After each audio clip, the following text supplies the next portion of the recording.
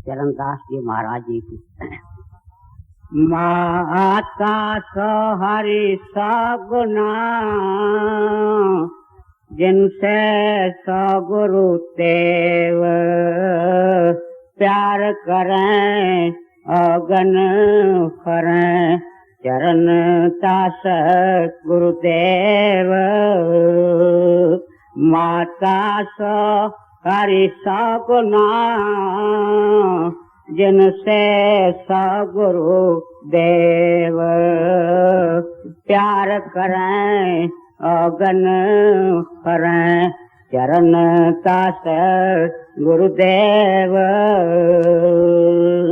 यह महात्मा चरणदास जी महाराज साहब की वाणी है।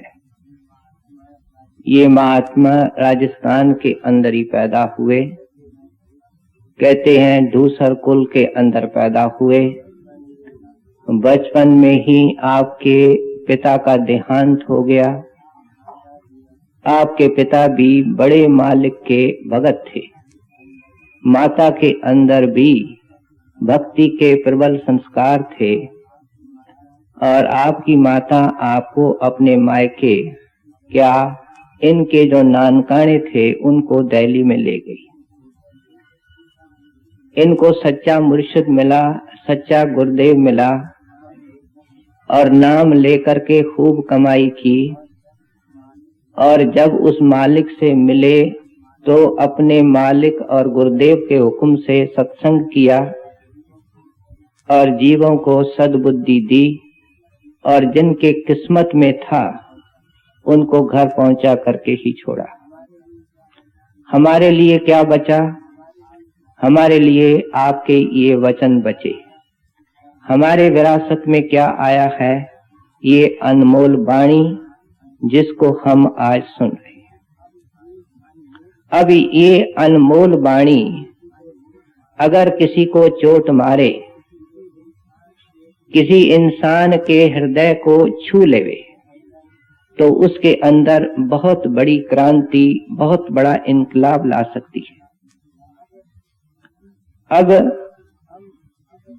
हम किसी न किसी महात्मा की हर सप्ताह वाणी लेकर के पढ़ते हैं, सुनते हैं। अगर हम ध्यान से सुनते हैं तो लगता ऐसा है कि महात्माओं का, क्योंकि मकसद एक है और वह परमात्मा से मिलाप है, इसलिए उनका उपदेश भी एक है।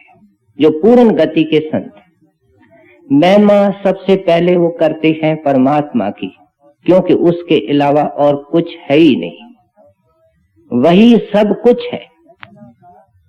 रचना का कर्ता धर्ता वो है और इस रचना का हिस्सा होकर के ही हम दुखी हो रहे हैं और उससे मिलकर के ही सुखी हो सकते हैं। ये अनाद काल से इन परम संतों का विषय रहा है। फिर वे समझाते हैं कि वो मालिक इंसान के अंदर है और इंसान के अंदर उसने एक ताकत रखी है, एक रास्ता रखा है और वह शब्द नाम का रास्ता है। उसके ऊपर चल करके ही ये परमात्मा को मिल सकता है। फिर वे महिमा करते हैं गुरुदेव की, सच्चे संत की, सच्चे संत सतगुरु की, जो उस नाम के मार्ग को, जो इंसान के अंदर परमात्मा ने खुद बनाया है, वह परमात्मा की डिजाइन है, इंसान की नहीं है। उसने जो वो मार्ग अंदर बनाया है उसको पूर्ण तौर पे उसने तय किया है, मालिक से मिलकर के अभेद हुआ है और उनके ही हुक्म से जीवों को चिता करके घर पहुंचाने का संदेश देता है। जो संदेश मान लेते हैं उनको मदद करके घर पहुंचा करके ही दम लेता है। फिर संत हम सुनते हैं हर एक महात्मा के बारे में महिमा करते हैं साध संगत की, ऐसे साधु के संगत की, क्योंकि उनके चरणों के अंदर बैठ करके ही इन महात्माओं की वाणी समझ में आएगी। जो संतों की वाणी है, महात्माओं के वचन है, इनकी कृतियां हैं, धार्मिक लिटरेचर है, आप खुद सोचो, पढ़ने वाले करोड़ों हैं। लेकिन उनके अंदर समझने वाले कौन हैं? जिनको संत सतगुरु मिले, जिनको साध संगत मिली। बाकी को वाणी की समझ नहीं आएगी। क्यों समझ नहीं आएगी? क्योंकि जिसने वाणी बनाई है वो ही समझाए तब समझ में आए। पिछले संत ने वाणी बनाई और जो इस वक्त का संत है वो उसका रूप है, और वो वाणी भी उसकी वाणी है। वही अपने वाणी को खोल के समझाता है, और जब वो समझाता है उसके पीछे सत्ता होती है, उसका अनुभव होता है, उसकी ताकत होती है। इसलिए इंसान को सोजी पड़ जाती है, और जब नाम की इसको सोजी पड़ती है तो उसके लिए तैयारी शुरू होती है। अब आज के जो इस महात्मा के दोहे हम सुनेंगे, उसके अंदर एक विशेष प्रकार का प्रसंग है, और वह क्या है कि किसी किस्मत वाले जिज्ञासु को, जिसकी तकदीर बहुत ऊंची थी। आप ऊंची तकदीर वाले किसको कहते हैं? जिसको धन है, महात्मा उसको कंगाल कहते हैं। आप ऊंची किस्मत वाला किसको कहते हैं? जिसकी शक्ल सुंदर है, लेकिन महात्मा कहते हैं ये केवल माया की चमक है। आप किस्मत वाला किसको कहते हैं? जिसको पदवी है, लेकिन महात्मा कहते हैं वह इंद्रियों का गुलाम है। बड़े हजूर से किसी ने पूछा कि गरीब कौन है? तो हजूर ने उत्तर दिया, गरीब वो है, कंगाल वो है जिसके जो मन के अधिकार में है, जो मन के बस में है। अगर इस दृष्टि से देखा जाए तो हम सब कंगाल हैं, हम सब नौकर हैं, और इतने भ्रष्ट नौकर हैं कि वो मालिक पता नहीं कितने कितने गंदे काम हमसे कराता है, और हम खुशी से करते। हमारी दुर्गति ये हो रही है कि हमसे अति गंदे काम वो मालिक करा रहा है, जिसको हमने स्वामी बनाया। अपने असली स्वामी को बुला करके जिसको हमने स्वामी बनाया, पता नहीं हमसे क्या क्या करवा लेता, क्या क्या करवा के आया है, क्या क्या करवा करके रहा है। आज और मोरी के अंदर, नाली के अंदर रेंगता हुआ एक कीड़ा जा रहा है, इस दशा के अंदर लाने वाला उसको कौन? ये मन। और कौन? नरकों में कौन ले जाता है? ये हमारा मन ले जाता है। तो इसलिए आज के दोहों के अंदर समझा रहे कि वे बड़भागी लोग हैं। महाराज जी कहते थे कि सारी दुनिया की बादशाही मिलनी आसान है, लेकिन पूरे गुरु की संगत और उनके चरणों का लाभ मिलना दुर्लभ, अति दुर्लभ और महादुर्लभ है।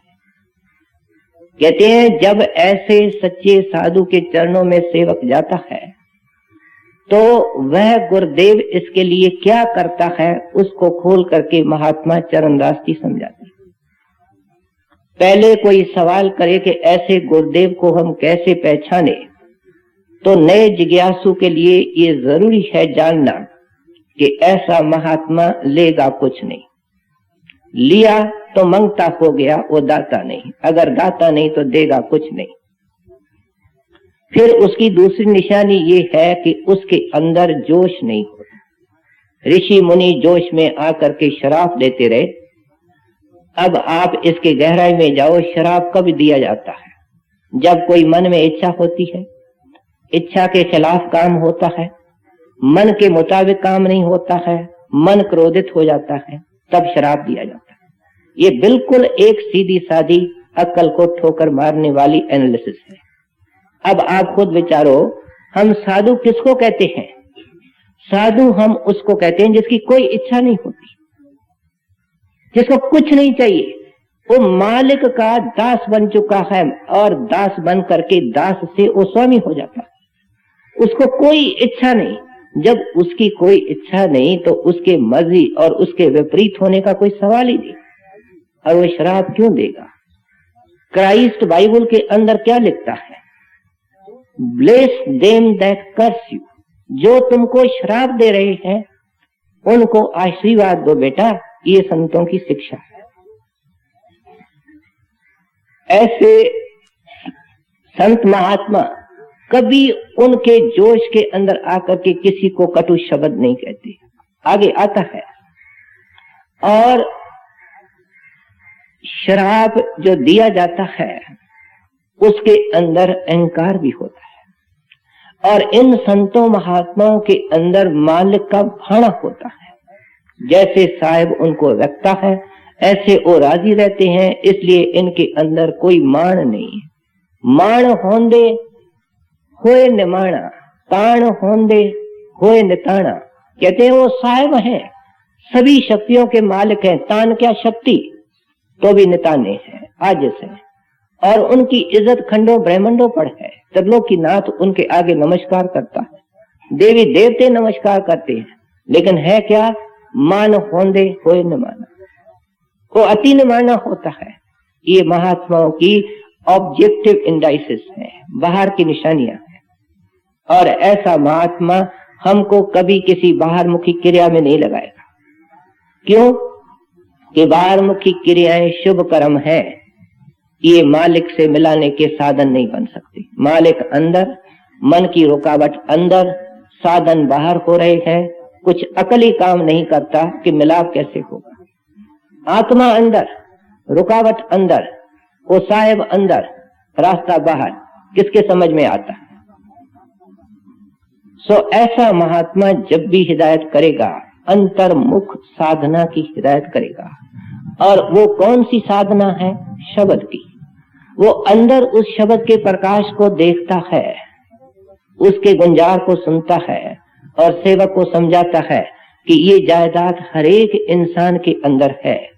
वो नूर सबके अंदर चमकता है, वो कीर्तन सबके अंदर हो रहा है। उसको देखने और उसको सुनने में मुक्ति है।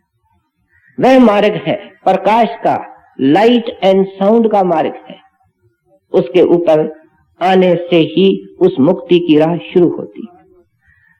अब जब ऐसा महात्मा मिल जाता है तो सेवक के लिए वो क्या करता है, इसको आज ये महात्मा चरणदास जी खोल करके समझाते।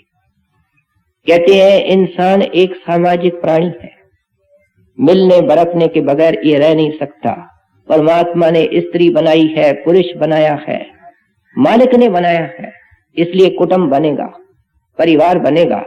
ये सबसे छोटा यूनिट है सोसाइटी का, जिसके अंदर इंसान एक सामाजिक प्राणी की तरह रहता है। और फिर इसका विस्तार होता है, कई लोगों के ये संपर्क में आता है। लेकिन महात्मा अपने अनुभवी दृष्टि से समझा रहे हैं कि तू जितने भी लोगों के संपर्क में आ रहा है, उनके अंदर अगर सबसे ज्यादा एहसान इंसान तेरे ऊपर है तो तेरे माता का है। क्यों कि माता को हम जननी कहते हैं। जननी कौन? जो पैदा करे। हम थे ही नहीं, हम उनके पेट से निकले हैं, उनके गर्भ से निकले हैं। और वे दुनिया के अंदर लाने वाली माता होती है।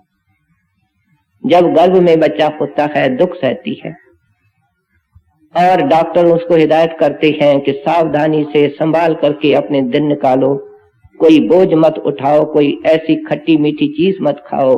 पता नहीं कितनी उनको परहेज करनी पड़ती है, सावधानी करनी पड़ती है।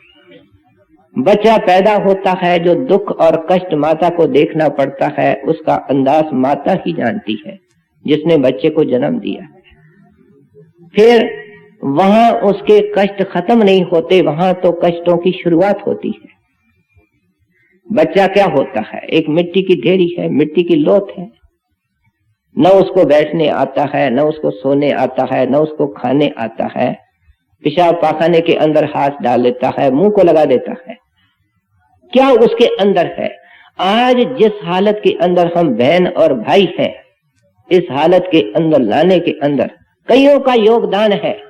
लेकिन इस ऊंच और श्रेष्ठ कोटि के महात्मा का कहना क्या है कि इसके अंदर सबसे बड़ा योगदान माता का है। इसके मुकाबले का कोई योगदान नहीं, कोई एहसान नहीं। और सबसे बड़ी बात क्या है कि इस रिश्ते के अंदर स्वार्थ, दुनिया के रिश्ते नाते के अंदर स्वार्थ सूक्ष्म रूप से होता है। लेकिन अगर कोई दुनिया के अंदर बेगज रिश्ता है, स्वार्थहीन रिश्ता है, तो छोटे बच्चे का और मां का। इससे बढ़ करके स्वार्थ रहित और कोई रिश्ता नहीं। और माता जब बच्चा पैदा होता है उसको किस तरीके से खिलाती है, पिलाती है, मन में किस तरीके से उसको उसके संभाल को बना करके रखती है। चौके के अंदर होती है, ख्याल होता है दरवाजा तो नहीं खुला, बच्चा कहीं बाहर चला गया, गली में ट्रैफिक है, नुकसान हो जाएगा। जब चूल्हे के पास आता है तो संभाल करती है कि कहीं इत्तेफाक से इसकी उंगली आग में न पड़ जाए। जब सो जाता है तो देखती है कि अब सोया हुआ है, जागे तो मैं इसको दूध पिलाऊं, नहलाऊं, इसकी सेवा करूं। हर वक्त बच्चे का वो ख्याल रखती है और संबंध केवल प्यार का है। उस वक्त जब बच्चा इतना छोटा है क्या स्वार्थ हो सकता है। इसलिए महात्मा दूरदर्शी होते हैं, दिलों के साहिब होते हैं। कहते हैं दुनिया के अंदर बेटा अगर तेरे ऊपर कोई एहसान करने वाला है तो सबसे बड़ी शक्ति माता की। बड़े हजूर के मुखारविंद के वचन है कि जिस इंसान को माता और पिता की सेवा मिलती है वो खुशकिस्मत, क्योंकि उन्होंने उनकी बड़ी सेवा की है। लेकिन ये महात्मा एक कदम फिर आगे करते हैं। कहते हैं माता के परोपकार को हम भुला नहीं सकते, पिता के परोपकार को भुला नहीं सकते, लेकिन उससे 100 गुना कहते हैं हरि का परोपकार, परमात्मा का परोपकार। परमात्मा ने ही माता दी, परमात्मा ने ही पिता दिया, और उसको हम कैसे महसूस करते हैं जब हमको शरीर मिला। आज शरीर छूट जाता है, कोई नहीं रहता है, कुछ नहीं रहता है। इस शरीर को उसने कितनी कारीगरी से मालिक ने बनाया है 10 महीने के अंदर, ये केवल मालिक ही कर सकता है। इंसान के अंदर डॉक्टर लोग जो इसके अंदर मैकेनिज्म है, जो इनके अंदर फंक्शंस हैं, उसको देख करके उनका दिमाग चकरा जाता है कि इसको शरीर को बनाने वाला वो साहिब कितना बड़ा कलाकार है। दुनिया के अंदर कोई ऐसी मशीन नहीं है जो इतना काम करती है जैसे इंसान का दिल करता है। न आज तक बनी है, न इसके बाद कोई बन सकती। उस कारीगर ने पता नहीं इंसान के शरीर के अंदर क्या क्या कमाल का सामान रखा है, और सबसे बड़ा कमाल उसका ये है कि वो ऐसी युक्ति से इसके अंदर बैठा हुआ है, पूरे रचना को अंदर रख करके और मिलने का मार्ग भी इसके अंदर रख करके बड़ी युक्ति से बैठा हुआ है, और इंतजार भी करता है कि इसको मैंने अपने तक पहुंचने का मौका दिया। यहूदी कहते हैं कि जब परमात्मा खुश होता है तो वो किसी भी जीव को अपनी शक्ल देता है। जब उन्होंने अपनी शक्ल कह दी तो बाकी क्या रहा। खुदा को ने इंसान को अपनी शक्ल पर बनाया है, ये आम जूस के अंदर कहावत है, उनके स्क्रिप्चर्स में आता है। मुसलमान फकीर कहते हैं कि ये अशरफल मखलूकात है। हजूर फरमाया करते हैं इसको हिंदू महात्मा नर नारायणी देह कहते हैं। नारायण बैठा है, नर क्या आत्मा बैठी है, और उनके दोनों के मिलाप का अंदर रास्ता भी रखा। कहते हैं ये शरीर देने वाला इतना कमाल का वो हरि है। आज हम कहते हैं कि अमुक इंसान का एहसान है, अमुक इंसान का एहसान है, लेकिन अगर वो हमारी हरि हमारे को आंखें नहीं देता तो हमको नजर कौन आता है कौन एहसान कर रहा। जरा इनको गहराई से सोचो, कान नहीं देता तो हम किसी का आवाज कैसे सुनते। क्या पूरे साबित शरीर को रखने वाले दुनिया के अंदर अगर इंसान है तो अंगहीन भी इंसान है। जो दुनिया के अंदर पैदा होते हैं दुनिया को देख नहीं पाते, लूले लंगड़े हैं, दुनिया में पैदा होते हैं, बैल रेडियो के अंदर डाल करके, गाड़ियों के अंदर डाल करके एक जगह से दूसरे जगह पहुंचाए जाते। कहते हैं इंसान की बड़ी ऊंची किस्मत है, परमात्मा की खास रहमत है, और इसलिए दुनिया के अंदर कोई मिसाल नहीं, महात्मा जी कहते हैं, जिससे कि तुलना की जाए उस हरि के परोपकार की। यहाँ उस परमात्मा की दया का और कृपा का जिक्र करके महात्मा जी एक कदम और आगे जा रहे हैं। कहते हैं तासे 100 गुरुदेव, माता से 100 गुना एहसान ज्यादा मालिक का, परमात्मा जिसने सब कुछ दिया। और कहते हैं इससे 100 गुना एहसान गुरुदेव का, ये तीन शब्द होते हैं, गुरु, गुरुदेव और सतगुरु। ये एक शक्ति के तीनों नाम हैं, लेकिन उनकी तीन अवस्थाएं। जब वो शरीर के अंदर बैठ करके हमको चिताता है तो हम उसको गुरु कहते हैं। जब वो अंदर में प्रकाश के रूप में मिलता है तो हम उसको गुरुदेव कहते हैं। ये सूक्ष्म अर्थ है।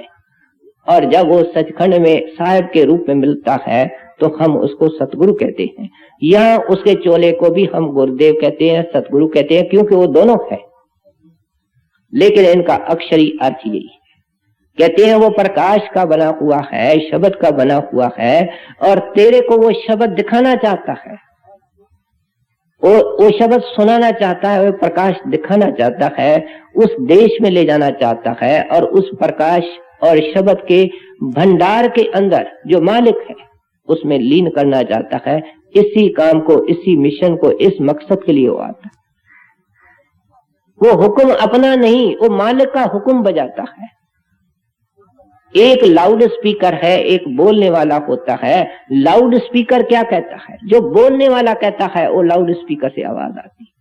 कहते हैं वो बेचारा तो केवल उस मालिक का हुक्म सुनाने के लिए आता है। जिन तुम भेजे तिनी बुलाए, सहज सेती घर आओ जी। कहते हैं जिसने तेरे को घर से भेजा था उसने देखा ये बेटा तो मेरे को भूल गया, इसको तो मेला प्यारा लगा, तमाशा प्यारा लगा। हम जब सिनेमा में जाते हैं, तमाशे में जाते हैं, क्या घर को भूल जाते हैं? हमको ये ख्याल नहीं होता है कि तमाशे के बाद हमको घर जाना है। लेकिन ये ऐसा निकम्मा बेटा निकला कि तमाशे के अंदर माया के चक्कर में ये घूम रहा है, इसको अपना घर का ख्याल तक नहीं। बाप ने देखा ये तो निकम्मा निकला, भूल गया, लेकिन मेरा बेटा है।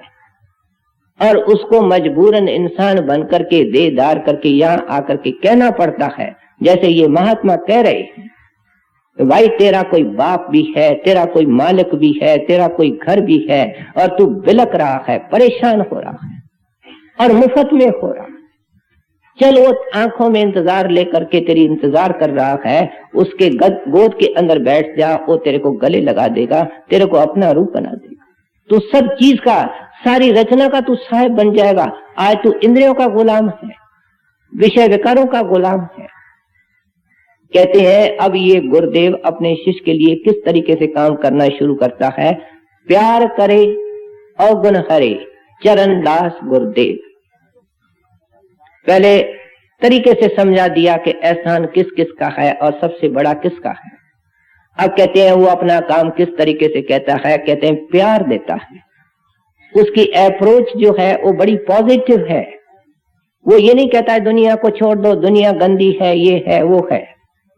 वो मालिक के देश के अंदर जो खुशी है, मालिक के चरणों के अंदर जो आनंद है, जो उसके रास्ते के अंदर खुशी और विलास है, उसका वर्णन करता है और उसकी तुलना करता है दुनिया के नंगे स्वार्थ से, दुनिया के विषय विकार से। क्या वो तुलना करता है जहर और अमृत की? वो तुलना करता है प्रकाश और अंधकार की। उसकी अप्रोच बड़ी पॉजिटिव होती है। और वो तुलना करता है एक यतीम की और राजकुमार की, कि ऐ यतीम होकर के क्यों फिर रहे हो, राजकुमार बन जाओ। कहते हैं इस तरीके से हमारे अंदर उस प्रभु मिलने का, परमात्मा के मिलने का शौक पैदा करता है। प्यार करे, वो हमारे अंदर उस परमात्मा का प्यार भरने की कोशिश करता है। और जब हमको ये इस नतीजे के ऊपर पहुंच जाते हैं कि ये इंसान का चोला मिला ही उसको प्यार करने के लिए, बाल बच्चों से, धन दौलत से, दुनिया के सामानों से प्यार हमने अनाद युगों से किया। कई बार इंसान बने, कई बार इनसे प्यार करे, लेकिन हमारा बना कुछ नहीं। आज हम हाथ मसलते रहते हैं, अरमानों में जिंदगी निकालते रहे हैं, तो हमको मिला कुछ नहीं। कहते हैं ये सिलसिला खत्म हो सकता है अगर तुम अवगुण छोड़ दोगे। अवगुणों की दीवार है जो तुमको, तुम्हारी आत्मा को उस परमात्मा से अलग करके बैठी। लेकिन कहते हैं केवल अवगुणों के ऊपर इशारा नहीं करता, उसको छोड़ने का तरीका भी देता है। अवगुणों के ऊपर इशारे करने वाले लाखों, करोड़ों, बल्कि हर एक, लेकिन अवगुणों को छुड़ाने वाला गुरुदेव, वो क्या करता है, मन को कोई अच्छी चीज दे करके उसका अवगुण छुड़ा देता है। आज सत्संग के अंदर आपको ऐसे शराबी मिलेंगे, आप उनसे पूछते हैं भाई आप शराब पीते हैं, कहते हैं नहीं, सत्संगी हो गए। पीते थे, कहते हैं इतना पीते थे कि बोतल हमने सोचा शमशान भूमि में भी हमारे साथ जाएगी। मैंने खुद ऐसे मांस खाने वाले देखे हैं जिन्होंने 50 साल खाया और दिन में 3 बार खाया और एक दिन नागा नहीं किया। लेकिन जब उस प्रभु ने प्यार भर दिया, उस सतगुरु ने मालिक का प्यार भर दिया, तो वो ऐसा छूटा। जैसे मैं आम मिसाल लेता हूं, कांच का गिलास घर के अंदर 4 साल रहा, चलता रहा, लेकिन एक दिन हाथ से अचानक टूट गया, निकल गया, पुर्जे पुर्जे हो गया, याद भी नहीं कि घर में कोई गिलास था। किसको याद है कि आज हमारे घर के अंदर कितने गिलास टूट गए हैं? किसी को याद नहीं। याद तक नहीं रहता है कि कोई शराब भी होती है, कोई मांस भी होता है, कुछ ये चीजें भी होती हैं। कहते हैं ऐसी प्रेम की चोट गुरु मार देता है, ऐसी वो अपनी सोजी और झलक अंदर पैदा कर देता है कि किसी चीज के नजदीक नहीं जाना पसंद करता है और डर डर करके, कदम फूंक फूंक करके ये जिंदगी के अंदर चलता है कि गुनाह और अवगुण बेशुमार हैं, पहाड़ों जितने बड़े हैं, कहीं इनके अंदर और वृद्धि न हो जाए और इजाफा न हो जाए। ये कम होते जाएंगे, कम होते जाएंगे, तो इस पहाड़ के पीछे जो मेरा प्रीतम है वो नजर आएगा। हम आंख बंद करते हैं, अंधेरा क्या है? हमारे पापों का अंधेरा। हम आंख बंद करते हैं, अंधेरा किस चीज का है? हमारे अवगुणों का। जो सत्संगी कहते हैं हमारे अंदर तो कोई अवगुण नहीं है, अगर उनका ये कहना सही है तो आंख बंद करते महाराज जी का रेजेंट फॉर्म नजर आना चाहिए, नूरी स्वरूप नजर आना चाहिए, ये निशानी। अगर नहीं आता है तो अवगुण। अगर कागज साफ है तो साफ है, अगर उसके अंदर कुछ लिखा हुआ है तो गंदा है, कुछ लिखा हुआ है। सो इसलिए आप कहते हैं गुरुदेव तो इस काम में उस दिन से लग जाता है जब जिज्ञासु इनके चरणों में आकर के बैठता है और प्रभु का प्यार पैदा करके उससे शराब, मांस, गंदी चीजें, कपट, धोखा, निंदा, चुगली वगैरह जिसका जिक्र आए दिन होता है, इनको छोड़ने की हिदायत करता है। कहते हैं ये गुरुदेव दुनिया के अंदर आकर के काम करता है और इसकी अप्रोच ये नहीं होती है कि ये छोड़ दे, ये छोड़ दे। मैं मिसाल लेता हूं कि अगर एक लड़के का लड़की के साथ प्यार हो जाता है और दिली प्यार हो जाता है, लड़की कहती है मेरे से शादी करनी है तो आपको शराब छोड़नी पड़ेगी, मांस छोड़ना पड़ेगा, सब शक्लें आंख से निकालनी पड़ेगी। अगर उसका दिली प्यार है वो 1 मिनट नहीं रोकता, कहता ये क्या, जो कहोगी सो करूंगा। लेकिन अगर उसने कई शक्लें देखनी होती है तो क्या कहता है, सोच के जवाब दूंगा, सोच के जवाब दूंगा। कहते हैं संत मत तो बड़ा अच्छा है, महात्मा भी बड़े अच्छे हैं, लेकिन मांस छोड़ना मुश्किल है। ये क्या है? कहता है सोच के बताऊंगा। लेकिन अगर दिली प्यार है तो उस वक्त हाँ बरता है, केवल उन शर्तों के लिए नहीं, बल कहता है इसके बाद जो भी शर्त तू कहेगी उसको मान। इस तरीके से गुरुदेव प्यार भर करके हमारे अंदर प्यार के अधीन हमसे सब कुछ छुड़ा देता है। 10वें पातशाही गुरु गोविंद सिंह जी महाराज एक गांव के अंदर गए, उनको पता था क्या होने वाला है। उन्होंने जाकर के सत्संग किया और उस गांव के अंदर मेजॉरिटी जो रहती थी वो चोरों की थी। वो चोर भी आए, उनका संस्कार था, उन्होंने दर्शन किया। दर्शन करके वो चोर मोहित हो गए कि ऐसी शक्ल तो हमने संसार में नहीं देखी। क्या शोभा, क्या प्रकाश, क्या शांति और क्या वचन। और संत अपने सत्संग में उस प्रभु का प्यार ही हमारे हृदय के अंदर भरते हैं। गुरु साहब प्रेम की चोट लगा करके सत्संग करके दर्शन दे करके चले गए और जब वो उनको मिलने आए तो कहते हैं भाई क्या करते हो? कि साहब चोरी। तुम क्या करते हो? चोरी। तुम क्या करते हो? चोरी। कहते नहीं भाई, तुमने अभी सुना संत कहते हैं हकालाल की रोटी कमाओ। कहते साहब हम कोई धंधा नहीं जाने, कोई काम नहीं जाने, हमसे तो चोरी छूट नहीं सकती है। कहते हैं अच्छा भाई एक काम करो, कि तुम डायरी रखो, कोई कागज पेंसिल रखो और जो जो चोरी करो, जितना जितना सामान चोरी करो उसकी लिस्ट बनाओ, और मैं 6 महीने 12 महीने के बाद आऊंगा और आपकी चौपड़ी देखूंगा, डायरी देखूंगा। इतना तो करोगे? कहने साहब ये तो मुश्किल नहीं है, ये तो हम कर लेंगे।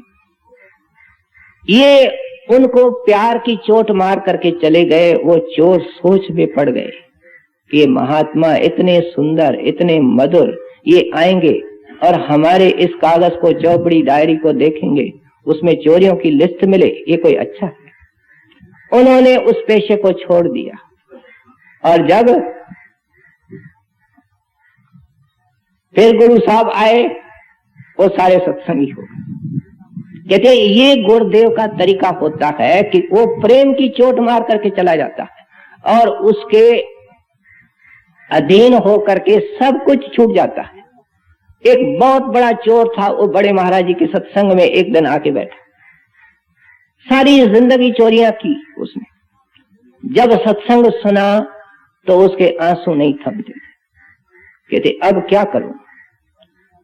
इन्होंने चोरी करना तो बंद किया और महाराज जी के सत्संग में आना शुरू कर दिया।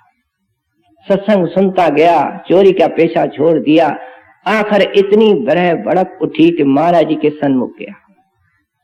कहते हैं आप साहिब हैं, सब कुछ जानते हैं, मैंने क्या किया है, सब कुछ आप जानते हैं, लेकिन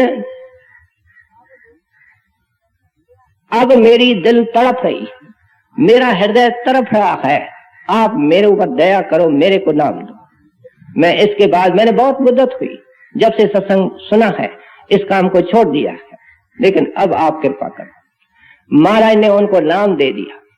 अब जब उसने नाम की कमाई करना शुरू किया तो उसके पाप उभर उभर करके, फूट फूट करके उसको खाने लगे। वो करता क्या है कि जितना उसके पास चोरी का धन है उसको उठाता है, जिन घरों के अंदर उसने चोरी की थी उनके घरों में जाता है। कहता है अमुक साल में, अमुक महीने में जो चोरी हुई थी वो मैंने की थी, इतनी चोरी की थी, इतना मेरे पास है, इसको ले लो, किसी से बात नहीं करना, मेरे पास अगर मेहनत मजदूरी से कुछ बचा तो और वापस भी दे दूंगा। ये सब क्या है? गुरु के लिए, महात्मा के लिए चोर को साधु बनाना। वाल्मीकि को साधु ने एक चोट मारी थी, एक वचन मारा था कि घर वालों से पूछ के आओ कि जो तुम पाप कर रहे हो उसके अंदर साझीदार होंगे, इतना ही तो कहा था। और इसने उसको संत बना दिया, महात्मा बना दिया। उसने वाल्मीकि रामायण लिख दी, दुनिया का उद्धार कर दिया, और एक वचन की चोट थी।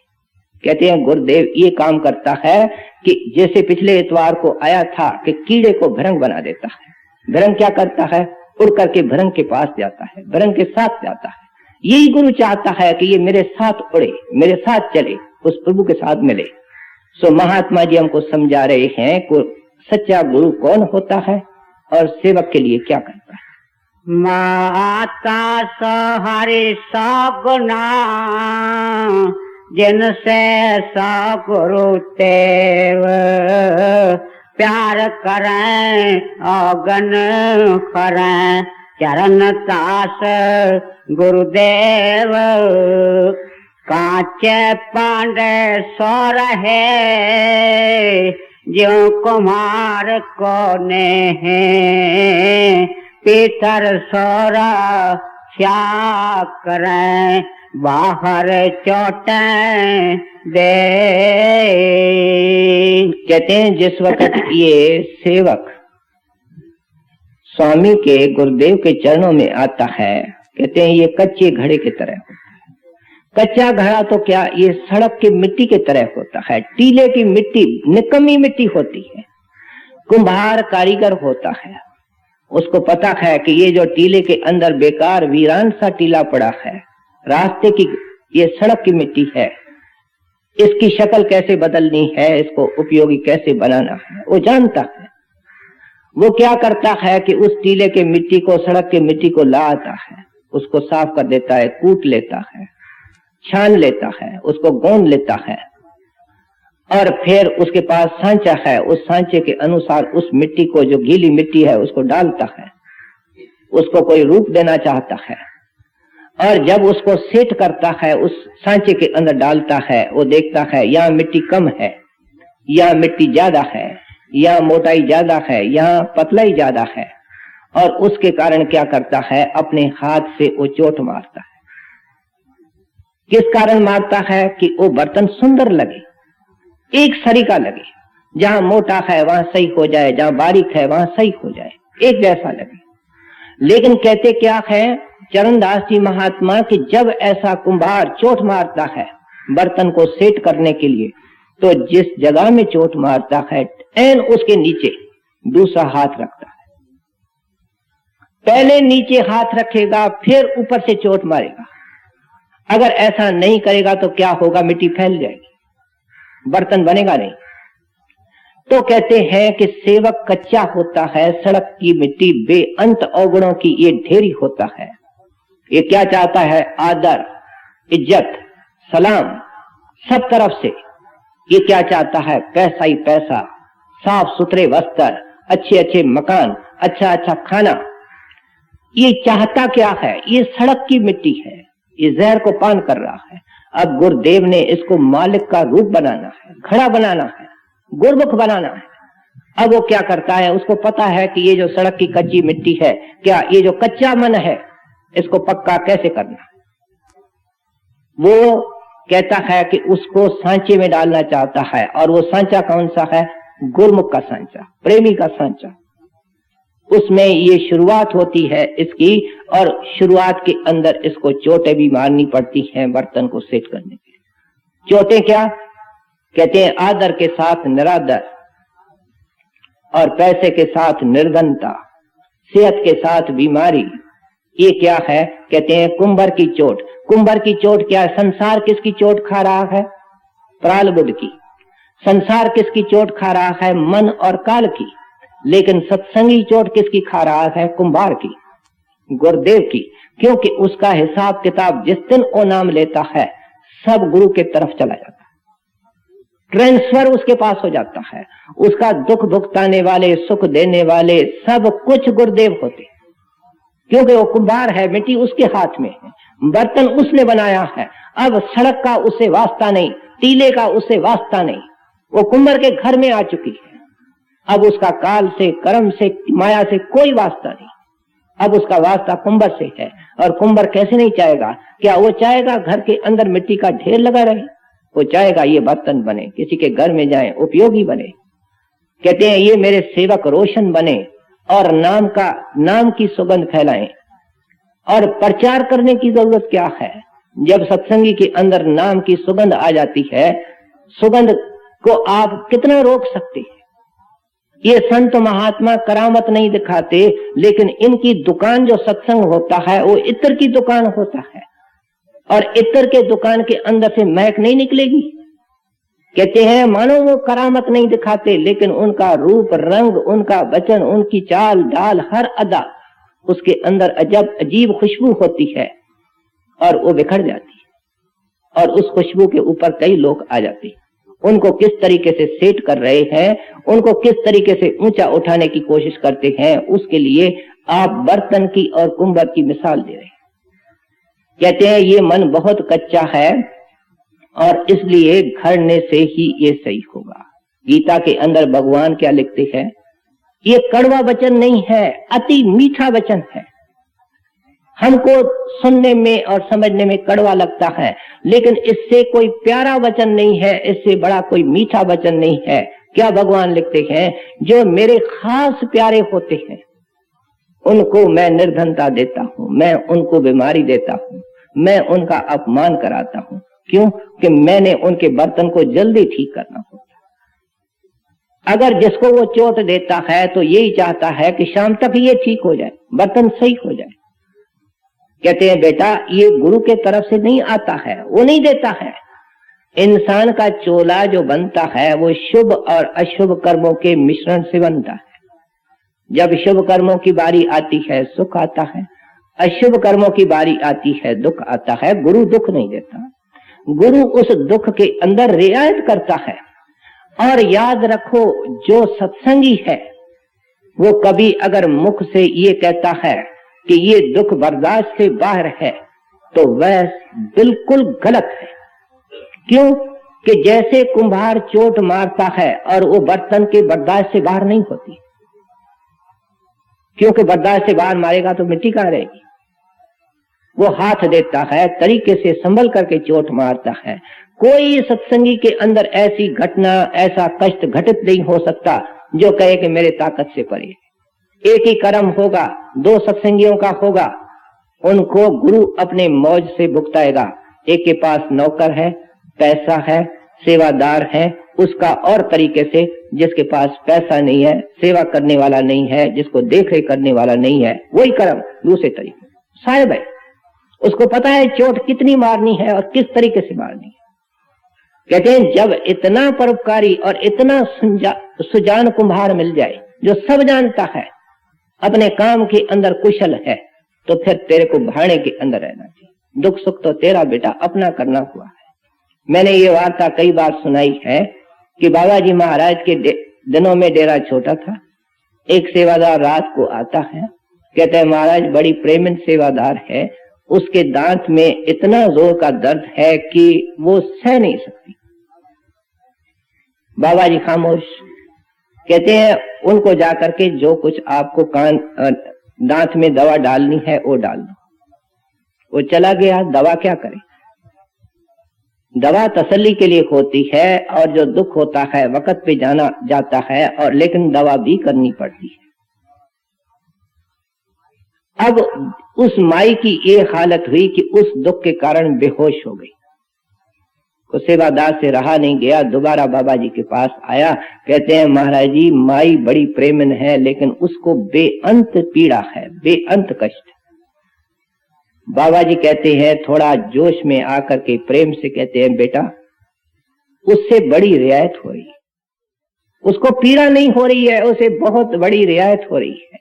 और रियायत ये हो रही है कि पिछले जन्म में ये एक लड़के के गले के अंदर सोना हार था, माला थी, उसको इसने चुराया और चुरा करके उसके ऊपर भी संतुष्ट नहीं रही, उस लड़के को मार दिया। अब उस लड़के ने इस जिंदगी के अंदर इसकी जान लेनी थी, जान का हिसाब जान से देना पड़ता है। वो सिर्फ कीड़ा बन करके इसके दांत में बैठा है, मामूली इसको दुख दे रहा है। क्या इससे भी कोई और ज्यादा रियायत हो सकती है? वापस चले जाओ। कहते हैं ये अंधा, ये मूर्ख, वो सुजान, वो प्रकाश के दायरे के अंदर रहने वाला, वो क्या चोट मार रहा है? वो प्रेम की चोट है, रियायत की चोट है। और सिर्फ इसलिए मार रहा है कि रास्ते के अंदर जो रोड़ा है, जो बर्तन के अंदर नुक्स है, वो सेट हो जाए, और कुछ नहीं। आज अगर हमारे कर्मों के रोड़े रास्ते से निकल जाते हैं तो क्या मिलेंगे? नाम के फूल मिलेंगे, चमकते हुए सूरज और सितारे मिलेंगे, और कुछ नहीं मिलेगा। ये रोड़े ही तो हैं। इन रोड़ों को गुरु हटाने के अंदर लग जाता है, बड़ी रियायत से, बड़ी नरमाई से, सेवक की हालत देख करके उसके अनुसार भुगताता है, उसके अनुसार छोड़ देता है। कहते हैं गुरुदेव अपने सेवक के लिए ये परोपकार करता है। ताबे नहीं बरा करे वेतन किया विचार। देखो कितने अधिकार से, कितने अथॉरिटी से महात्मा बोल रहे हैं। कहते हैं वेदन विचार किया है। आपके शास्त्र पढ़ो, वेद पढ़ो, पुराण पढ़ो, पुकार पुकार करके क्या कहते हैं? कहते हैं जो तू मन बुद्धि से उस हरि की सेवा करता आया है वो 1000 वर्ष की, और दूसरी तरफ कहते हैं गुरु की सेवा पल 4 घड़ियों की सेवा, मिनटों की सेवा, तो भी नहीं बराबरी। कहते हैं तो भी कोई मुकाबला नहीं। किसका कथन है? वेदन कियो विचार। कहते हैं मैं अपने तरफ से नहीं कहता, हमारे वेद शास्त्र क्या कहते हैं? गुर बिन माला फेरते, गुर बिन देते दान, गुर बिन दान हराम है, जा पूछो वेद पुराण। कहते हैं मैं नहीं कहता हूं, तुम्हारे वेद शास्त्र कहते हैं। माला फेरता है, इसको पता ही नहीं है कि जिस मन ने माला फेरनी है वो तो सारी दुनिया के अंदर चक्कर काट रहा है। इस माला फेरने से क्या होगा? मन की जब हम माला फेरेंगे और मन के साथ अंदर हम उस राम से प्रीत करेंगे, क्योंकि रुकावट शरीर की नहीं है, उंगलियों की नहीं है, मनकों की नहीं है, रुकावट मन की है। और मन के साथ माला फेरेंगे। और गुरु मन के साथ कैसे माला फेरी जाए, वो उस दिन ही देता है जिस दिन ये उनका जीव बनता है, उनका बच्चा बनता है, प्यार से मांगता है, सिमरन ध्यान का दान देता है कि मन का सिमरन कैसे करना है। कहते हैं सतगुरु की जो सेवा होती है वो फलदायक होती है। तू इंसान बना एक बार नहीं, शायद लाखों बार बना होगा।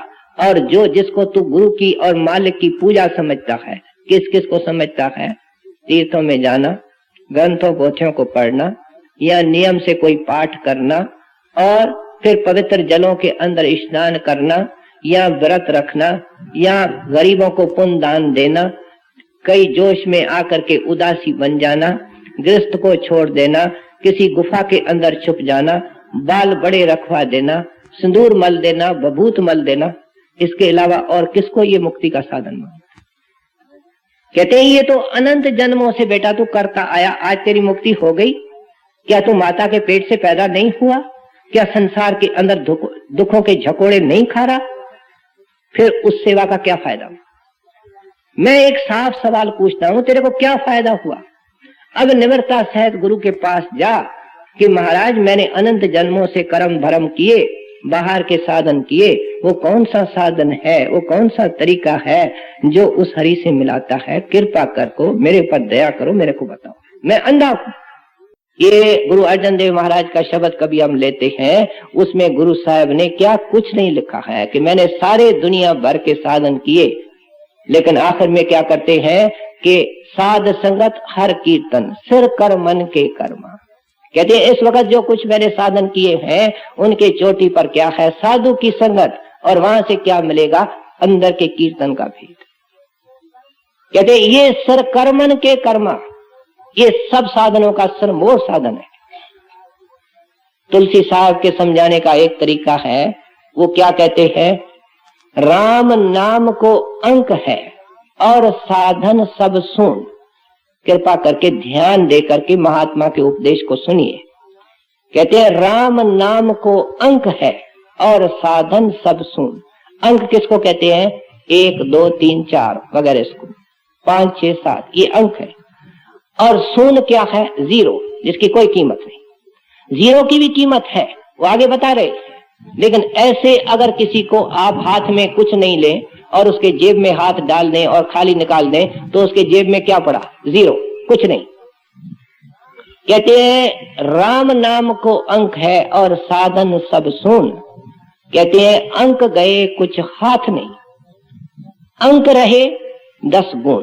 कहते हैं अगर अंक चला गया और तेरे पास 0 रहा तो मानो तेरे पास कुछ नहीं रहा। अगर तेरे पास अंक है तो शायद उस 0 की भी कीमत लग जाएगी। वो क्या होगी? 10 गुण। क्योंकि 1 के आगे अगर 0 आ गया तो 10 बन गया, 2 के आगे 0 आ गया तो 20 बन गया, 30 बन गया। अब इस उदाहरण को मैं एक वार्ता के द्वारा समझाता हूं।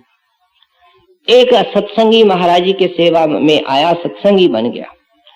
उसने बड़े कर्म धर्म ये बाहर के साधन किए थे, वर्षों पर्यंतर किए, और शौक था।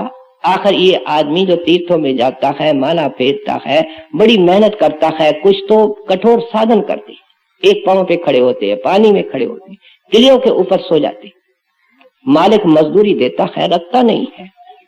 ये सब आखिर वो बेचारे गलती से कर रहे हैं, लेकिन उस परमात्मा के मिलने की खातिर कर रहे हैं। वो सब ये बेचारा कर करके जब गुरु से नाम लिया तो उसके अंदर बरह भी इतनी थी, उसने खूब नाम की कमाई की, और नाम के कमाई के अंदर से कुछ वक्त के बाद, मेहनत के बाद, अंदर में ठहराव आया, शांति आई। और उसको देख करके और उसको महसूस करके उसकी रोम रोम निहाल हो गई। महाराज जी को मिलके कहता है, महाराज जी मैं अंधा था, मैंने इतने साल की जिंदगी मानो महाराज से नाम उसने 40-50 साल में लिया। वो कहने लगा महाराज मैंने तो 40-50 साल इस फोकट के कर्मों में, इसको स्वामी जी महाराज फोकट के कर्म कहते, इन फोकट के कर्मों के अंदर बर्बाद कर दी। महाराज कहते हैं नहीं, ये अंक के आगे 0 लगा है, ये फोकट में नहीं गए हैं, क्योंकि ये जितने साधन किए जाते हैं इनके अंदर भी मन की एकाग्रता की जरूरत पड़ती है, चित्त को एकाग्र करना पड़ता है। और जब सही रास्ता मिल जाता है तो वो जो मन को एकाग्र करने की आदत पड़ चुकी है वो फायदा देती है, दुगना चौगुना फायदा देती है, जल्दी संतमत का काम हो जाता है। सो इसलिए तुलसी साहब कहते हैं बाकी जितने साधन बेटा तू करता आया है ये जीरो। अगर तेरे को साधु मिल गया और अंदर जाने का भेद मिल गया ये अंक, और क्या होगा कि जो तू करके आया है उसका भी 10 गुना फायदा हो जाए, क्योंकि उसके अंदर भी एकाग्रता तू करता आया है, उस एकाग्रता का तेरे को फल मिलेगा। इसलिए मौलवी रूम साहब लिखते हैं, हजूर भी कृपा करके सत्संग में फरमाया करते हैं, हम निशीनी सायती बा औलिया बेहतर अज सद साला तात बेरिया। हम जो तात करते आए हैं, तात का अर्थ मंदगी है, उसके अंदर कोई पर्पस नहीं है, लक्ष्य नहीं है। कहते हैं जो 100 साल की बंदगी जिसके अंदर कोई लक्ष्य नहीं है, पर्पस नहीं है, बेहतर किससे है? सायती बा औलिया। कहते हैं हम निशीनी बैठना उनके चरणों में, सायती 1 सेकंड के लिए किसी वली, किसी महात्मा, किसी साधु के चरणों में 100 साल की बंदगी से अच्छा है। हजूर फरमाया करते हैं रास्ता ईस्ट को जाता है, तुम वेस्ट में जा रहे हो, क्या पूरब के बजाय पश्चिम में जा रहे हो, तो मंजिल कैसे हाथ आएगी। सो आप हमको एक नुक्ते के ऊपर लाना चाहते हैं कि जो कुछ तूने किया है ठीक है, अब गुरुदेव से रास्ता पूछो, वो अंक देगा, नाम की कमाई का तरीका देगा, और जो कुछ तुमने किया है उसका भी लाभ उसके अंदर आ जाएगा। हरे सेवा कृत 100 बरस,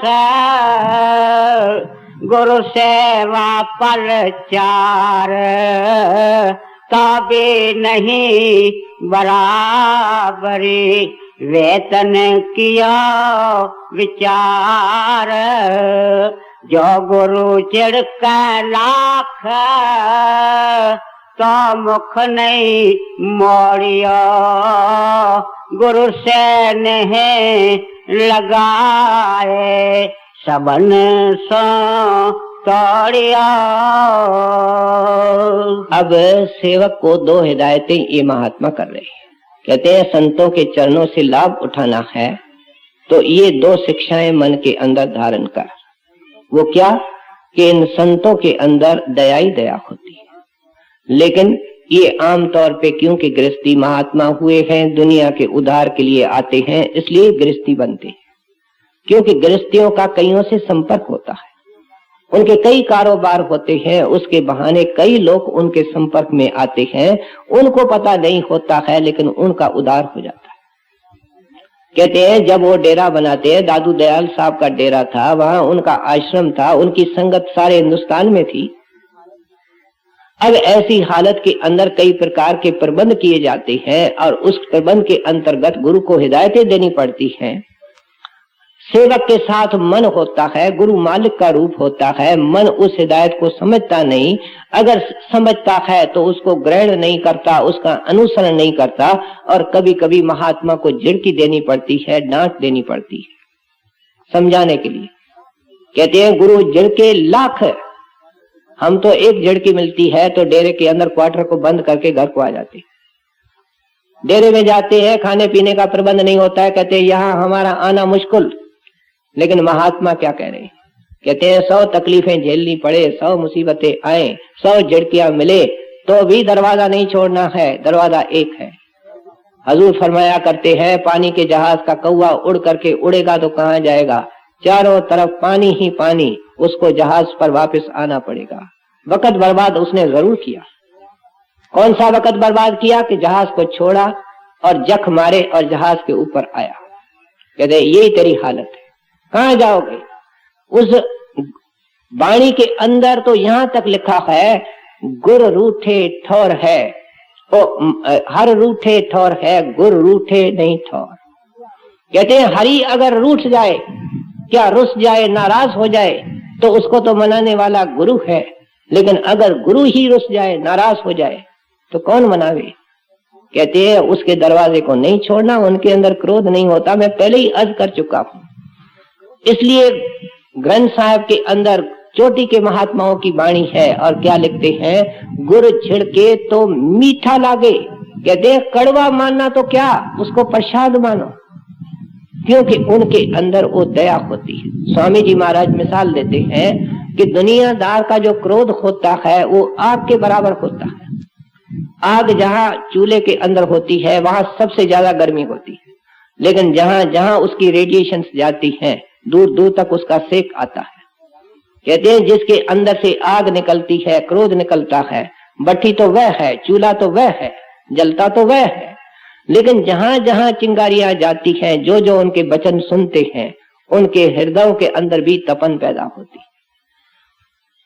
और गुरु का जो क्रोध है, जो तुमको क्रोध नजर आता है, उसकी जो डांट और झिड़की है वो क्या है, गर्म पानी के तरह है। जलती हुई आग हो, कितनी भड़कती हुई आग हो, उसके ऊपर गर्म पानी डाल दोगे आग बुझ जाएगी। बेटा वो कल्याणकारी पुरुष है, उस झिड़की के अंदर भी रहमत होती है। ये आपने सुना होगा इस सत्संग में, मैंने कई बार सुनाया है कि जब ये सत्संग भवन बना, डेरे के अंदर बहुत बड़ा हॉल है, तो उसके अंदर हजारों आदमी काम करते थे, बेसत्संगी मजदूर भी करते थे। वातावरण ही ऐसा है, समझ गए कि ये कमाई वाले महापुरुष है। एक मजदूर महाराज जी के रास्ते में इसी प्रतीक्षा में थे, कहीं अकेले मिल जाए तो मैं दो वचन अर्ज के कर दूं। मिल गए महाराज जी, कहता है महात्मा जी इतने काम कर रहे हो, मेरा एक छोटा सा काम कर दो। बोलो भाई। कहते हैं मेरे घर से चिट्ठी आई है कि मेरे गैर हाजिरी में मेरे पति के सारे जेवर मेरे भाई चुरा करके उठा करके ले गए, मैं यहाँ बैठा हूं। महाराज जी खफे होकर के कहते हैं तू मेरे पास मजदूरी करने आया है कि तू मेरे पास घर के मामले लेकर के आया, मेरा इनसे क्या वास्ता है, जैसे मुनासिब समझो उनको लिख दो। ये कह करके चले गए। और उस बेचारे मजदूर ने सोचा कि इस दरबार के अंदर भी मेरी सुनाई नहीं हुई। कुछ दिनों के बाद उस मजदूर को जब अब जाए उससे पहले चिट्ठी आती है कि तुम्हारे भाई जेवर वापस ले आए, माफी भी मांगी, कहा हमसे गलती हो गई, दे गए। और जब उन्होंने कुछ मिलाया हिसाब किताब तारीखों का, तो जब महाराज जी को मिला था एक दो दिन के बाद ही वो लोग आ गए। कहते गुरु की बेटा चिड़की नहीं होती। ये एक हिदायत। फिर दूसरी हिदायत क्या कर रहे हैं कि सब तरफ से अपना प्यार हटा करके गुरु से प्यार करो। अब ये सवाल हर एक सत्संगी के मन में उठता है और हर एक ये चाहता है, ऊपर से या दिल से। दिल से चाहने वाला तो कोई बिरला होता है, जुबान से चाहने वाले तो हम सब हैं कि हमारा प्यार गुरु से हो। लेकिन वो कैसे हो? कहते हैं गुरु से प्यार की निशानी ये है कि बार बार एक तो उसको देखने, उसको सुनने, उसके पास जाने को दिल करता है, ये प्रीत की निशानी।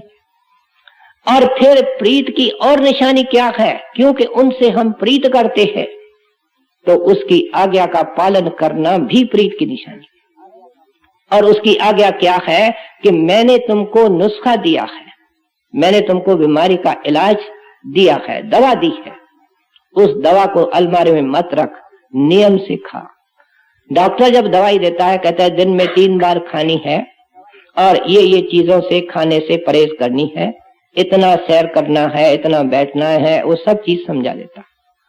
तो गुरु जब नाम देता है तो कहता है दिन में 2 बार बैठना है। सुबह को बैठो, फुर्सत मिलती है किस्मत वाले को फुर्सत मिलती है, एकांत मिलती है। और जो एकांत को ढूंढने लग जाता है, एकांत का शौकीन बनने लग जाता है, उसको सतगुरु एकांत देता ही है, उसका बंदोबस्त करता ही है।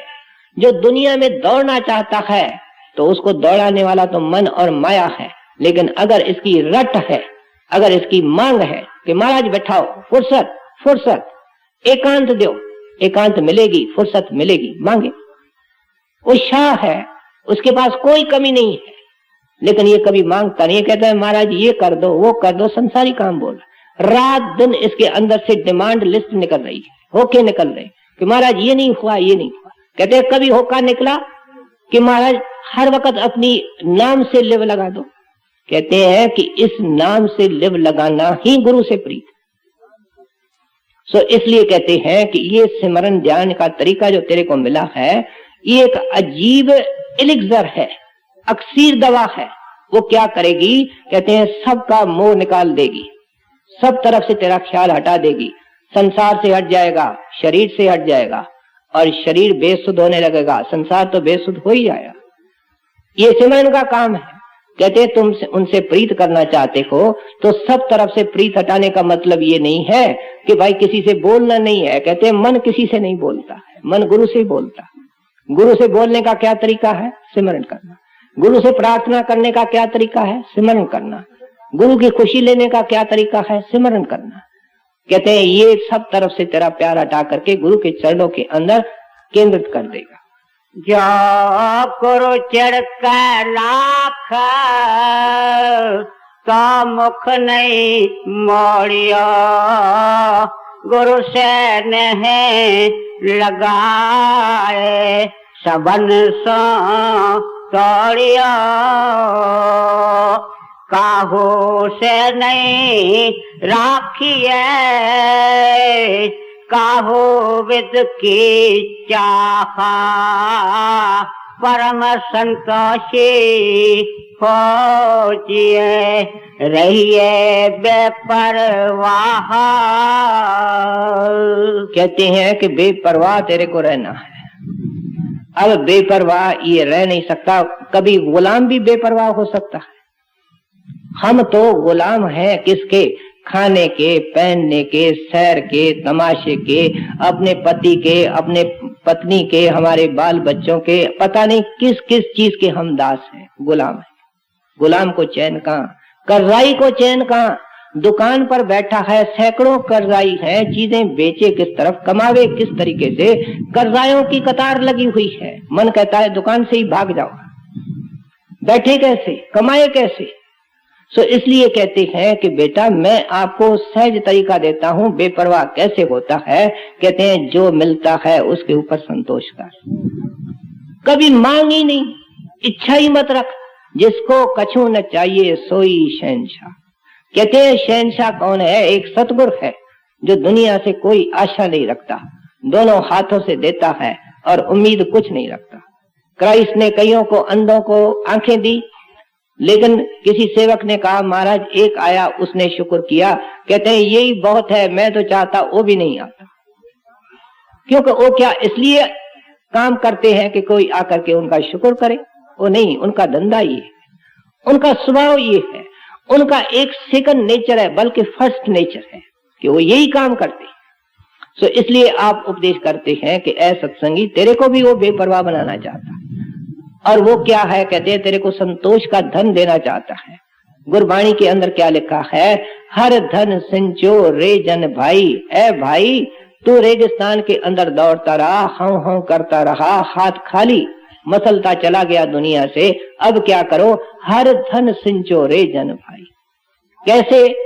कैसे उस हरि के धन को सिंचो सिंचो इकट्ठा करो। सतगुर सेवा रहो सरनाई। कहते हैं जिस तरीके से सतगुर रहता है, अमीर गरीब आदर निरादर, उसके शरण में रह करके दाम की कमाई करो, ऐसे ही संतोष आएगा। ये संतोष की सीख कहां से मिलती है? इन संतों के वाणी से मिलती है, महात्माओं के सत्संग से मिलती है। वो संतोष का नमूना बन करके दुनिया में दिखाते हैं। दुख आता है तो मुस्कुराते रहते हैं, बल्कि वो दुख का स्वागत करते हैं। क्योंकि अगर शरीर के जड़ों से बीमारी निकालनी होती है तो क्या करेले की रस पिलाई जाती है, नीम का रस पिलाया जाता है, कितना महाकड़वा होता है, लेकिन नरमूल शरीर से बीमारी को निकाल लेता है। दुख भी हमारे को ऊंचा उठाता है। महात्माओं की वाणी जब सुनते हैं तो हमारी धड़न कांपती है और कहते क्या है? दुख की घड़ी गनीमत जानो। कहते हैं प्रार्थना करो मालिक मेरे को दुख भेजो। कौन मांगे? बहुत बड़ी कड़वी दवा कौन मांगे? दुख की घड़ी गनीमत जानो। गनीमत किसको कहते हैं? ब्लेसिंग, दया, नाम गुरु का पल पल भजना। कहते हैं उस दुख के घड़ी के अंदर तेरे को क्या है? एक अवसर मिला है मन को ट्रेन करने का कि दुख के होते हुए भी नाम को सिमरो। अगर दुख के अंदर तेरे को नाम के सिमरन की आदत पक्की हो गई तो सुख के अंदर भी सिमरन करते रहोगे। तुमने सुख में सिमरन नहीं किया है इसलिए दुख आया है, क्योंकि जो सिमरन करता है उसका कोई कर्म नहीं बनता, उसको दुख आता ही नहीं। तुमने सुख में सिमरन नहीं किया, दुख आ रहा है, अब दुख में सिमरन कर। तो आगे को दुख नहीं आएगा। सीधी सादी लॉजिक है। तो इसलिए कहते हैं संतोषी कौन होता है? जो बादलों के पीछे प्रकाश होता है सूरज का, उसके ऊपर निगाह होती है, दुख से विचलित नहीं होता। कितनी दुख और संकट की घड़ियां हमारे जिंदगी में आई, क्या वो हम भूल नहीं चुके हैं? क्या वो गुजर नहीं गई? क्या वो हमारे को बल्कि ऊंचा उठा के जाती है संत मत में? क्यों कि कोई ना कोई कर्म था जिसका भुगतान हो गया, और जब कर्म का भुगतान हो गया ये परमात्मा के नजदीक हो गया। और जब दुख की घड़ी आए तो संतोषी आदमी मन को क्या कहता है? This to shell pass of. जिस तरीके से और संकट की घड़ियां निकल गई, ये घड़ी भी चंद घड़ियों की है, थोड़े वक्त के लिए है, ये भी निकल जाएगी। जब सैकड़ों निकल गई तो एक और भी निकल जाएगी, और वो खुशी खुशी से उसके दिन निकल जाती है। तो इसलिए आप उपदेश करते हैं कि हाय हाय करने से तो आज तक तेरा कुछ नहीं बना, अब हमारी दवाई खा करके देखो, गुरु के शरण में रहो, और जो कुछ आवे सहज में सोई मीठा जान। कहते हैं कोशिश तो करनी है, क्योंकि तू पुरुष है। अगर ये परमात्मा का विधान होता तो आकाश से वर्षा क्यों भेजता? बनी बनाई रोटियां वहां से भेज देता, सब्जियां भेज देता, पकी पकाई रोटियां वहां से भेज देता। वो चाहता है कि पानी पड़े, खेती की जाए, उसके ऊपर मेहनत की जाए, आटे को पीसा जाए, आग के ऊपर रोटी को पकाया जाए, खाया जाए, हजम किया जाए, इसके अंदर खून आवे, वो ये चाहता है। इससे पुरुषार्थ की कोशिश की वो उम्मीद रखता है।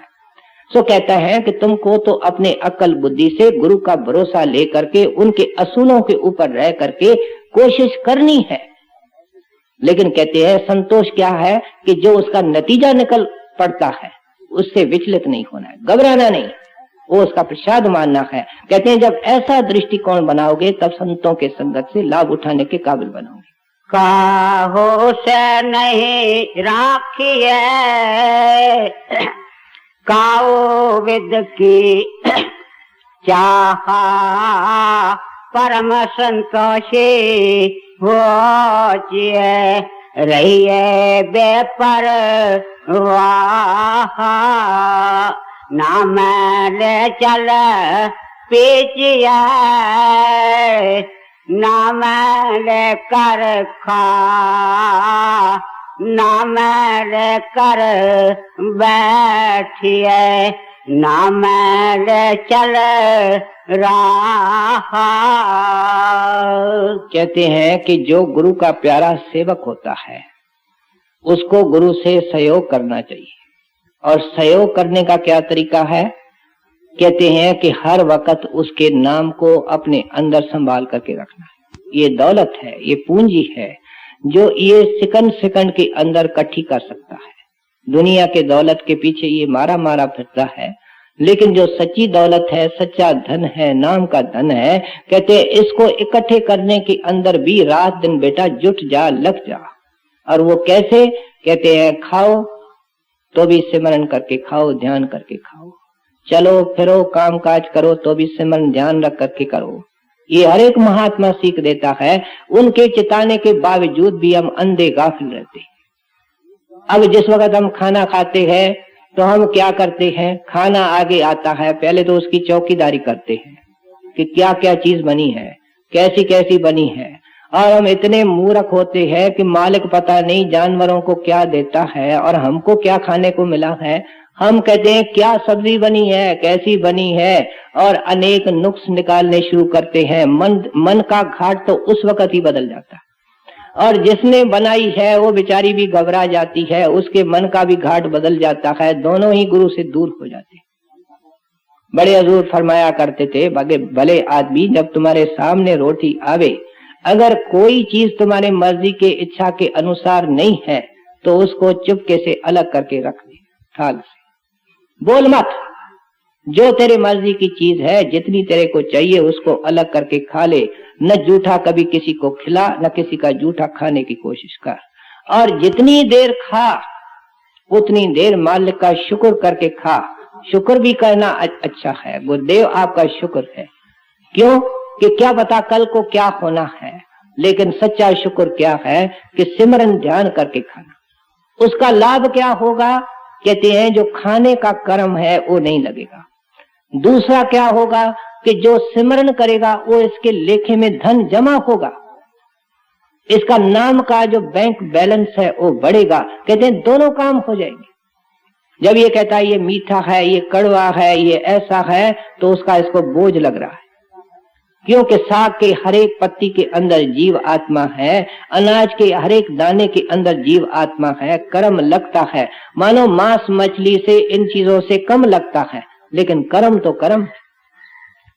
लेकिन अगर गुरु के ध्यान और सिमरन के अंदर तलीन हो करके ये खाता है, उसको ये थोड़ा सा पाप भी नहीं लगता। बनाने वाले को चाहिए कि सब्जी काटे तो सिमरन करके काटे, बनाए तो सिमरन करके बनाए, पड़ोसे तो सिमरन करके बनाए। और अगर कोई घर वाला नाराज होता है, उसको हाथ जोड़ करके कहे गलती बराबर, आगे को नहीं होगी, मालिक को याद करके खाओ। सफाई पेश करने की जरूरत नहीं है, गलतियां सबसे होती है। अगर एक मूर्ख होकर के खाने से गलती निकालता है तो घर वाली को सयानी होना चाहिए, कहना चाहिए हाँ साहब गलती हो गई, आगे को नहीं होगी। इंसान है, गलती आपसे भी होती है, सबसे होती है, आगे को नहीं होगी, पूरी कोशिश होगी। सिमरन करे। ये गुरु, ये महात्मा चरणदास जी महाराज का कहना है कि जैसा हम अन्न खाते हैं ऐसे हमारे मन की अवस्था बनती है। एक आदमी खाना भी खाता है, किसी की निंदा भी कर रहा है, तो क्या हो रहा है, खाने का भी बोझ लग रहा है, निंदा का भी पाप लग रहा है, दोनों पाप हो रहे हैं। अगर बहन निंदा किसी की सोच रही है, खाना भी बना रही है, चिड़चिड़ भी कर रही है, तो मन भी डावाडोल है और नीचे गिर रही है। ये महात्मा हमको ऊंचा उठाना चाहते हैं। कहते हैं ये सिमरन की इतनी मशक होनी चाहिए, इतना अभ्यास होना चाहिए कि चलते फिरते खाते पीते सिमरन करना चाहिए। मैं मिसाल लेता हूं कि गाय के आगे अच्छा सुंदर घास आ जाता है, वो क्या करती है, एकदम उसमें मुंह डाल लेती है, खाना शुरू करती है। इतना शहनशाह मिला रूहानी, इतना बड़ा गुरुदेव मिला, ये भी बैलों के तरह हाथ डाल करके एकदम मुंह में डालता है। न मालिक का शुक्र, न मालिक का सिमरन, न मालिक का ध्यान। क्या इंसान और सत्संगी, पशु और सत्संगी में क्या फर्क हुआ? कहते भाई तू तो बड़ा ऊंचे घाट के अंदर जाने वाला है, ऊंचे सांचे में पड़ने वाला है, उस मालिक का सिमरन कर, शुक्र कर, ध्यान करके खा। केवल खाने के लिए नहीं, 24 घंटे के लिए कह। क्यों कि जो हर वक्त सिमरन करता है उसके मन में चिंताएं पैदा ही नहीं होती। हमको ये बेपरवाह करना चाहती। जब चिंता ही नहीं पैदा होती है तो इच्छा के पैदा होने का सवाल नहीं, और पहले वाली जो इच्छाएं हैं वो खुद खत्म होने लगती है। नई कोई इच्छा बनती नहीं है, और जब नई इच्छा नहीं बनती है, पिछली की जड़ें उखड़ती जाती है, खुशी और शांति आती जाती है, नाम की कमाई बनती जाती है। और फिर जो दिन भर ये सिमरन करता है उसका लाभ इसको कब मिलता है, जब ये भजन को बैठता है, क्योंकि इसके मन के अंदर कोई दिन भर चिंता ही नहीं रही, कोई ख्वाहिशें नहीं रही, और जो काम इसका उस वक्त घंटे के अंदर होता है हमारा आमतौर पे 3-4 घंटे में भी नहीं होता, क्योंकि दिन भर तो हम दुनिया के अंदर मन को दौड़ाते रहे। तो इसलिए कहते हैं मैं शॉर्टकट बता रहा हूं, सीधा रास्ता बता रहा हूं कि नाम के कमाई के पीछे लग जा, वरना तू देखता है, चलता है, फिरता है, हाथ मिलाता है, बात करता है, भाई कर्म लगता। ख्याल नाम में होगा तो संसार में रहेगा, लेकिन ऐसा होगा जैसे कमल का फूल पानी के अंदर रहते हुए भी पानी से अलगान होता है, ऊपर होता है, न्यारा होता है। नाम ले चल पीछे, नाम ले कर खा, नाम ले कर बैठिए, नाम ले चल रहा, गुरु कहे सो कीजिए, करे सो कीजिए नाहे, चरण दास की सीख सुन, यही राख मन माहे। अब हमको ये अच्छी तरह समझा रहे हैं कि कुछ लोग इस धोखे के अंदर आते हैं कि वो गुरु के करनी की तरफ देखते हैं। कहते हैं सेवक का काम अलग है, गुरु का काम अलग है।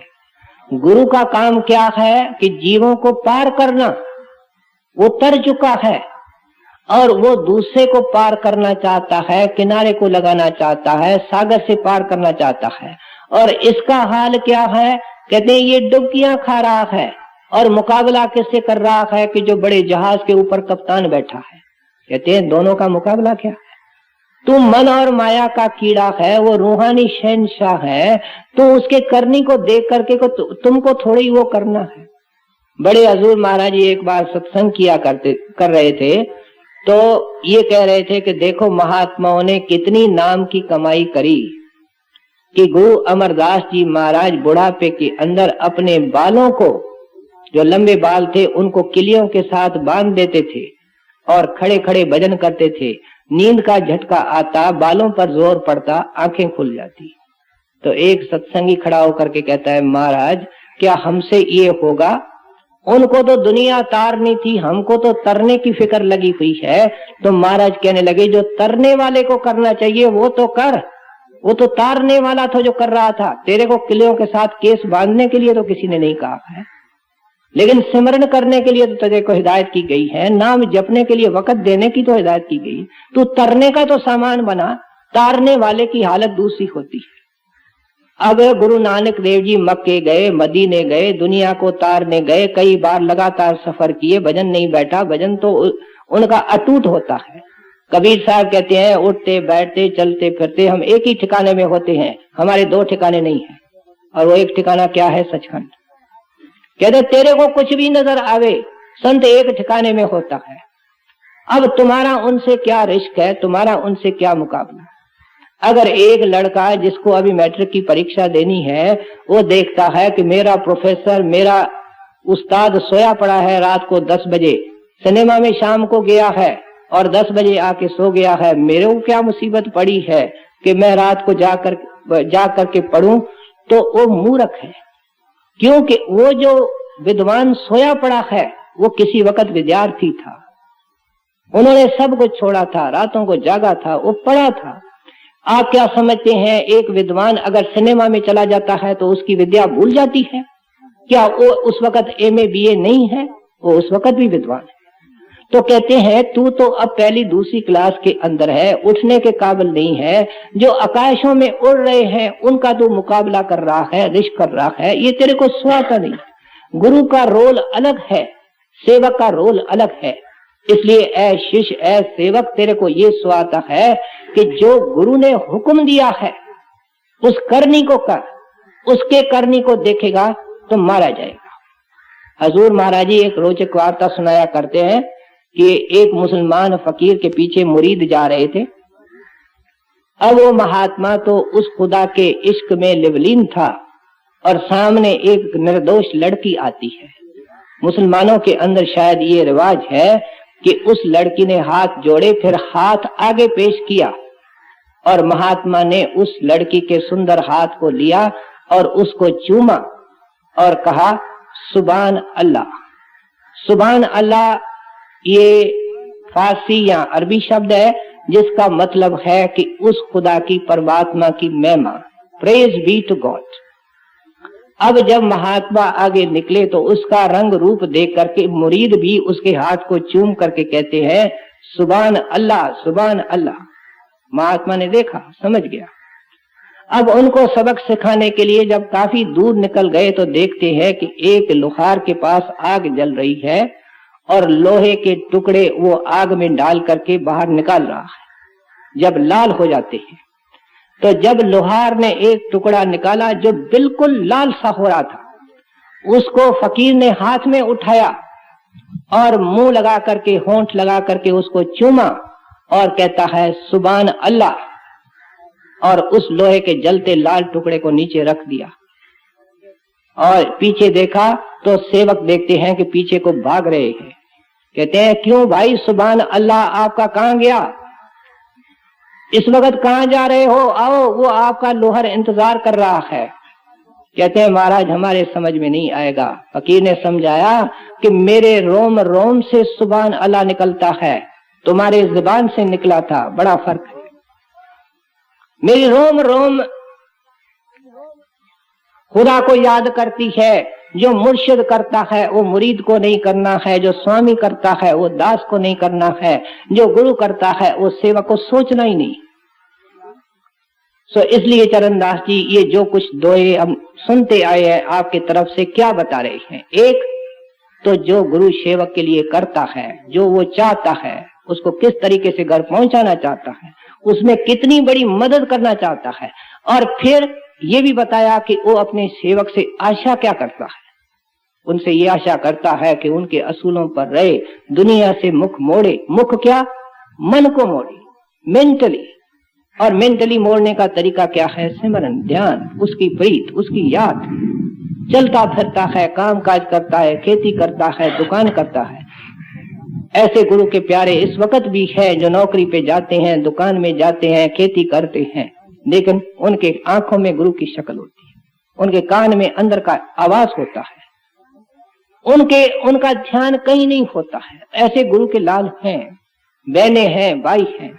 तो इसलिए कहते हैं भाई अगर इस रास्ते के अंदर लाभ उठाना है तो जो मैंने दवाई दी है और जो मैंने परहेज बताई है उनका अनुसरण कर ले, और क्या होगा कि जिस मकसद को पूरा करने के लिए महात्मा नाम देता है वो जिंदगी के अंदर ही तेरा पूरा हो जाएगा। ये सोचता है कि ये जिंदगी के अंदर काम मेरा किस तरीके से होगा जब मेरी मन की ये हालत है, तो महात्माओं का क्या जवाब है कि अगर जिंदगी के अंदर पूरा नहीं हो सकता तो संत नाम क्यों देता? ये तेरे सिर्फ मन के उज़र हैं, मन के बहाने। सो चरणदास जी महात्मा ने बड़ी सुंदर शिक्षाएं विशेषकर उनके लिए जो संतों के पास जाते हैं, मैंने संतों की सच्ची निशानियां भी बता दी। उनके चरणों में जाते हैं तो उनके क्या चोज होते हैं, क्या अधिकार होते हैं, उनसे क्या अपेक्षा की जाती है, क्या आशा की जाती है, क्या एक सत्संगी का जीवन होना चाहिए, क्या उसके ऊपर परोपकार होता है, इन सभी बिंदुओं को खोल करके समझा दिया। गुरु कहे सो कीजिए, करे सो कीजिए नाहे, चरण दास की सीख सुन, यही राख मन माहे। राधा।